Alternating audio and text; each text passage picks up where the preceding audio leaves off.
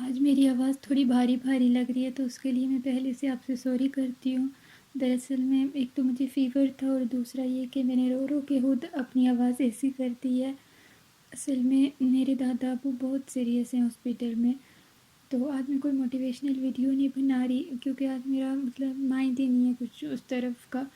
تو بس آپ لوگوں سے ایک ریکویسٹ کرنا چاہتی تھی کہ جس لیے میں نے یہ ویڈیو بنائی ہے تاکہ میں اپنی بات آپ لوگوں تک پہنچا سکوں اور آپ لوگوں سے ریکویسٹ کر سکوں۔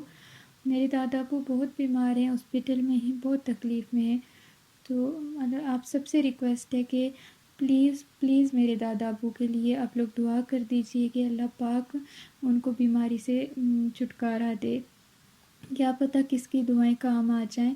یہی وہ ٹائم ہوتا ہے کہ جب کسی دوسرے کو ہماری ضرورت ہوتی ہے۔ یہ وہ رشتے ہوتے ہیں جو ہمارے لیے دن رات لگے رہتے ہیں، نہ دن دیکھتے ہیں نہ رات دیکھتے ہیں، اپنے بچوں کے لیے لگے رہتے ہیں۔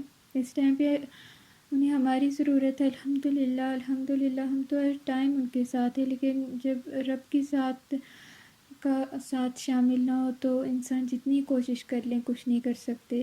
تو اسی لیے آپ سب سے میں ریکویسٹ کر رہی ہوں کہ آپ لوگ میرے دادا ابو کے لیے دل سے دعا کیجئے، جس ٹائم بھی دعا کریں پلیز ان کو بھی شامل کریں اپنی دعا میں، وہ بہت تکلیف میں ہے۔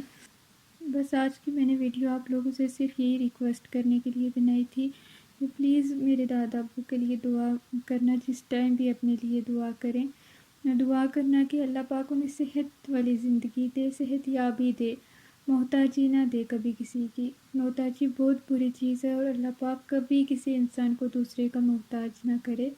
اللہ پاک انہیں صحت یاب کرے اور جلدی سے انہیں اپنے پاؤں پہ کھڑا کر دے، آمین۔ آپ لوگوں سے ریکویسٹ ہے کہ ان کو لیے دعا کرنا۔ جزاک اللہ۔